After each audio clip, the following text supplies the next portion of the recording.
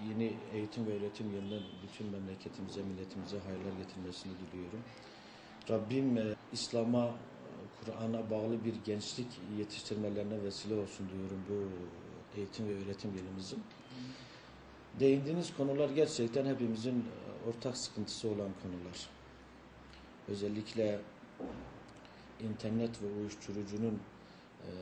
uyuşturucu yaşının 15 yaşının altına inmesi, okul etraflarında bulunan internet kafelerinin çocuklarımız için birer tuzak olduğunu ben söylemek istiyorum.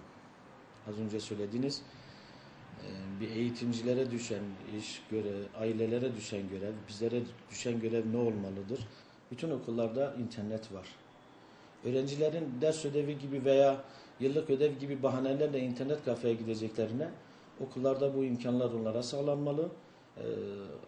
Belli bir saat, belli bir metot, belli bir zaman çerçevesinde öğrencilerin internete girme fırsatı olanağı verilmeli ki kontrol altında tutulabilsin.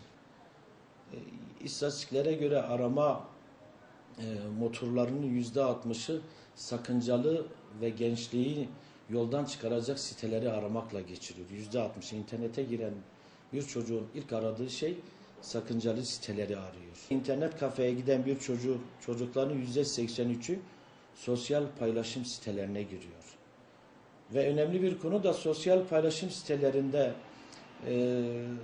arkadaş olarak belirlediği insanların %65'ini de tanımıyor.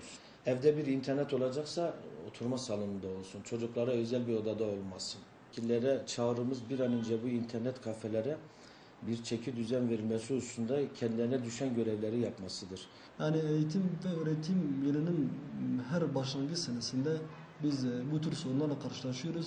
Ama bunların hal olması konusunda hakikaten de hükümetin attığı adımlar gösteriyor ki işe yaramama durumunu gösteriyor. İnternet kafeler hakikaten de okul dışı tehlikeleri de başta gelen bir tehlikedir. Okullarda bilgisayar dersi verilirken ki biliyoruz ki eğitim öğretim programında bilgisayar dersi söz konusu.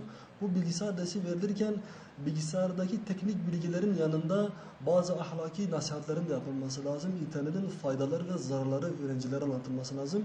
Okuldaki dış tehlikelerden birisi de okulların çevresinde bulunan yabancı kişiler. Bunların oraya gelip uyuşturucu çeteciliği yapması, temiz bedenlere sahip olan çocuklarımızı zararlı maddelerle tanıştırması ve onları bağımlı hale getirmesi, bu da hakikaten de okuldaki dış tehlikelerinin böyle ilk sıralarında gelen bir tehlike.